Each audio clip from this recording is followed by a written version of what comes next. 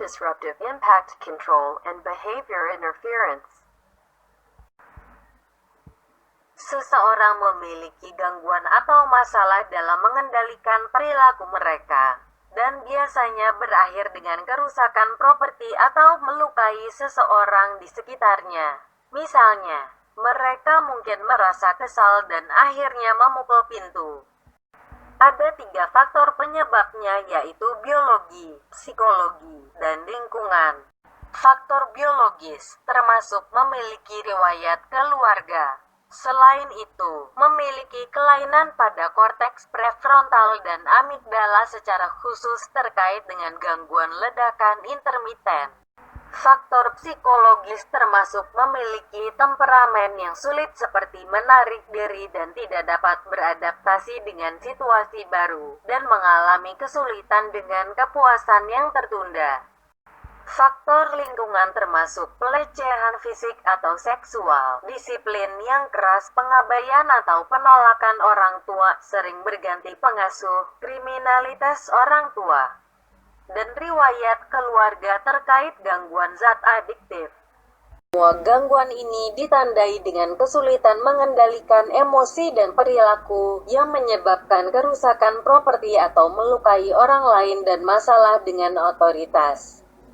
Individu biasanya tidak dapat menahan dorongan mereka dan tanggapan mereka biasanya tidak sesuai dengan provokasi yang mengarah ke tingkat tinggi tekanan psikososial. Seseorang mungkin merasakan ketegangan yang meningkat seperti merasakan ketegangan pada otot mereka dan dorongan untuk bertindak berdasarkan impuls destruktif atau eksplosif mereka, dan rasa senang dan lepas setelahnya. Menurut DSM-5, kelompok ini kondisi meliputi 7 gangguan: intermittent explosive disorder, oppositional defiant disorder, conduct disorder, pyromania, kleptomania. And the last 2 are other specified and unspecified disruptive impulse control and conduct disorders. Gangguan ledakan intermiten. Pertama, diagnosis membutuhkan ledakan berulang karena kegagalan dalam mengendalikan impuls agresif. Ledakan ditentukan oleh salah satu dari 2 situasi. Situasi pertama adalah agresi verbal seperti amarah dan pertengkaran, atau agresi fisik terhadap harta benda, hewan, atau orang lain yang terjadi kira-kira 2 kali seminggu, setidaknya selama 3 bulan. Di sini, agresi fisik tidak serta-merta harus menyebabkan perusakan harta benda atau cedera fisik. Situasi kedua terdiri dari setidaknya 3 ledakan yang melibatkan perusakan properti atau serangan fisik yang mengakibatkan cedera pada hewan atau manusia selama periode 12 bulan. Kedua, agresivitas yang diekspresikan selama ledakan harus tidak proporsional dengan pemicunya. Ketiga, ledakan tidak harus direncanakan dengan motif tersembunyi seperti uang atau intimidasi. Akhirnya, mereka harus menyebabkan baik distres atau gangguan dalam kehidupan sehari-hari, atau mereka harus dikaitkan dengan konsekuensi keuangan atau hukum. Individu harus berusia setidaknya 6 tahun, dan bagi individu antara 6 sampai 18 tahun. Perilaku agresif yang disebabkan oleh gangguan penyesuaian seharusnya tidak dipertimbangkan terhadap diagnosis ini.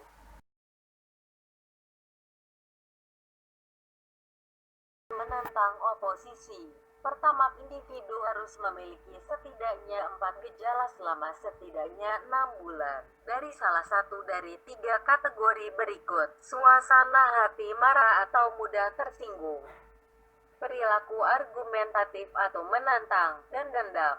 Gejala suasana hati yang marah atau mudah tersinggung meliputi kehilangan emosi yang berulang, mudah tersinggung secara umum, dan perasaan marah dan kesal. Perilaku argumentatif atau menantang adalah ketika individu sering berdebat dengan figur otoritas atau, untuk anak-anak dan remaja, dengan orang dewasa. Mereka secara aktif menentang atau menolak permintaan dari figur otoritas atau aturan, sengaja mengganggu orang lain. Dan ketika individu sering menyalahkan orang lain atas kesalahan atau perilaku buruk mereka. Vindictiveness adalah ketika individu merasa dendam atau dendam setidaknya 2 kali dalam 6 bulan terakhir. Kedua perilaku ini harus menyebabkan tekanan bagi individu atau keluarga, teman, dan kolega mereka, atau harus berdampak negatif pada fungsi sehari-hari mereka. Terakhir, perilaku tersebut tidak boleh terjadi secara eksklusif selama gangguan psikotik, penggunaan zat depresi, atau bipolar.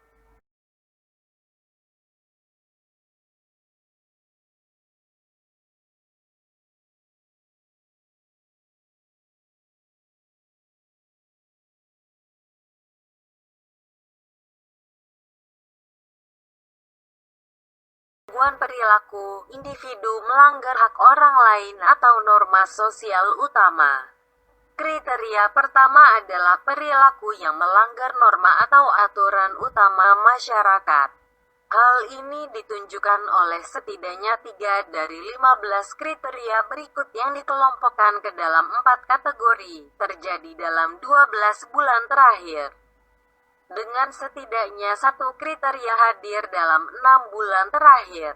Kategorinya adalah agresi terhadap manusia dan hewan yang mencakup kriteria 1 hingga 7. Perusakan properti yang mencakup kriteria 8 dan 9. Penipuan atau pencurian yang mencakup kriteria 10 hingga 12. Dan pelanggaran serius terhadap aturan yang mencakup kriteria 13 hingga 15. Keempat, piromania adalah suatu kondisi yang didiagnosis ketika seseorang melakukan pembakaran dengan sengaja dan lebih dari 1 kesempatan.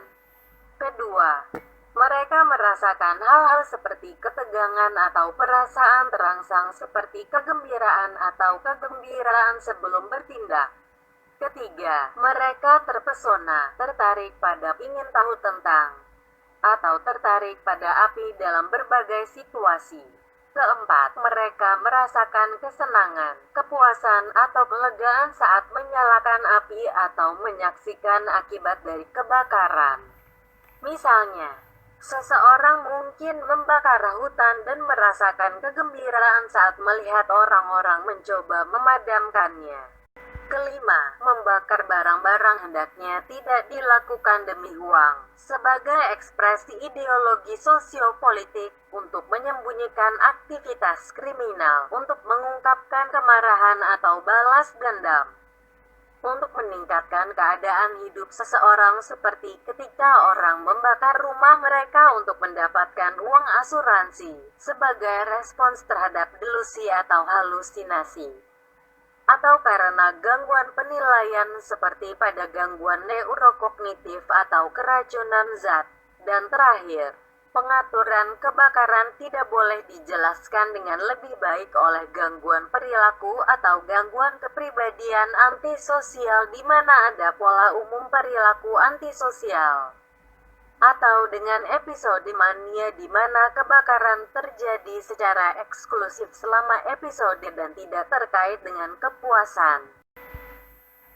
Kelima, dalam kleptomania, kriteria pertama adalah kegagalan berulang untuk menahan impuls untuk mencuri objek bahkan ketika objek tersebut kurang bernilai atau jika tidak diperlukan.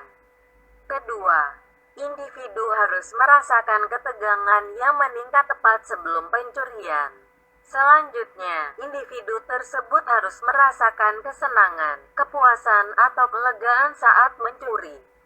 Dan terakhir, mereka tidak harus mencuri untuk mengekspresikan kemarahan, dendam, atau dalam menanggapi delusi atau halusinasi. Dan terakhir, mencuri tidak harus lebih baik dijelaskan oleh gangguan perilaku, di mana individu menunjukkan gejala lain selain pencurian. Dan terakhir, jika individu memiliki gejala yang khas untuk gangguan tersebut tetapi tidak memenuhi kriteria lengkap untuk salah satu dari gejala tersebut, baru didiagnosis.